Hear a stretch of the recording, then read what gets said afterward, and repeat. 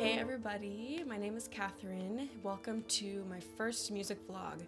Today I just want to do a brief overview of Western music history, and this spans thousands and thousands of years. So we're just gonna cram it down into a few minutes and it's gonna be fun. So let's go. The first era of music history is called ancient music. Super creative, ancient music, really old music. We're talking before the year 500 Common Era. We don't have a written record of the music of this time because people didn't read and write, they weren't literate. But we have pictures on the wall, cavemen scratching in drawings of their musical instruments and of their dances and their gatherings and things like that. And we have found some ancient musical instruments, such as flutes made out of bone and things like that.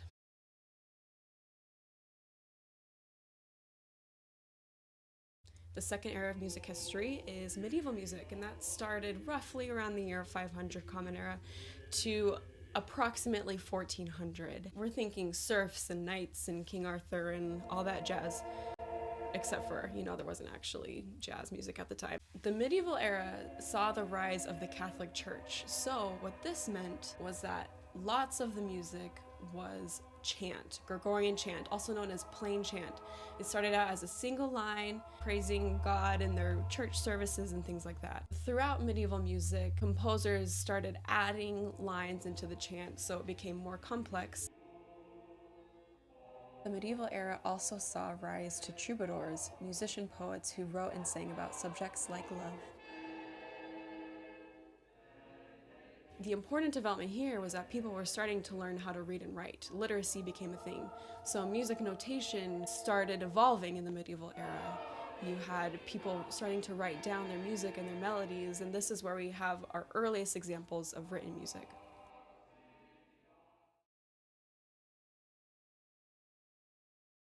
So after medieval music, we have the Renaissance. Renaissance music lasted from approximately 1400 to 1600. The characteristics of this music, there were lots of independently moving lines that came out of that chant aspect from our medieval music. The most important thing about the Renaissance was that we had the development of the printing press. So the music was now able to come into the homes of the people. Before, it had just been a church thing and kind of like a traveler's thing. But now, with the printing press, you could print the music and you could buy it at the store and you could learn it in your home and play it for your family and your friends. Because of this, historians see the rise of the musical instrument for individuals to play. Okay, so at the end of 1600, we have the start of the Baroque era. Baroque era lasted from approximately 1600 to 1750. Characteristics of Baroque music: counterpoint. Counterpoint is harmonically inclined musical lines. Harmonically inclined, individually moving musical lines. Individual lines that have harmonic relationship to each other, but they're separate as far as melody is concerned. I hope that makes sense. Which came out of the chants, the plain chants and the chants that had all these moving lines. That's where counterpoint came from. Except for now, we have a harmonic system that has been standardized because of music notation. These composers were known for their improvisational skills because they were hired to play in a church, or they were hired to play for a royal family every day. So the composers had to spice up the music a little bit with trills and ornamentation and all kinds of fun things. So the music of this time is pretty extravagant compared to the simple lines of the Renaissance and medieval music.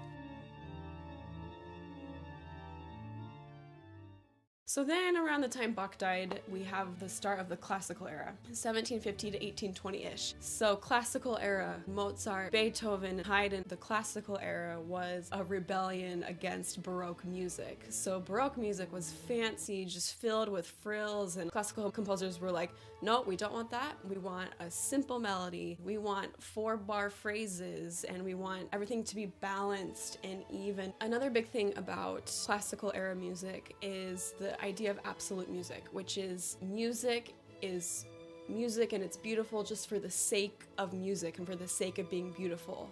It's just there because it's there, and that was the philosophy that they had.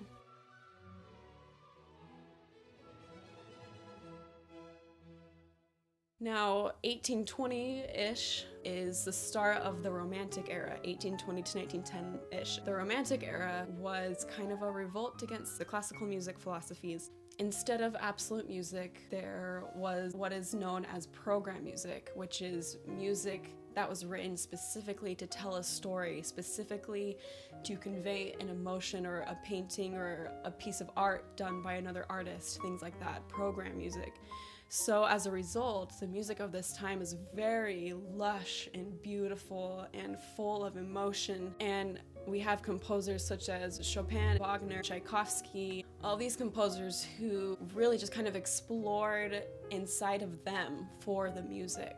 As the Romantic era progressed, we start to see kind of a push away from the more traditional harmonic language that was established during the Baroque era and towards chromaticism, kind of more crunchy and out-of-the-box harmonies. And then at the end of the Romantic era, that's when things really start getting fuzzy, because you have your nationalism movement, and then you have your French Impressionism with like Debussy and Ravel, and then you have modernism and neoclassicism and postmodernism and experimentalism, and then finally we have our contemporary style of music. So the 20th century was just full of all kinds of different styles of music, because composers just wanted to create and explore and experiment. They wanted to write things that had never been done before, and that is Western music history in a nutshell. Thank you for watching this video. Hope you liked it. What are your favorite composers? What are your favorite pieces? Do you have a question about music or music history? Let me know in the comments. Thanks for tuning in, and I'll catch you next time.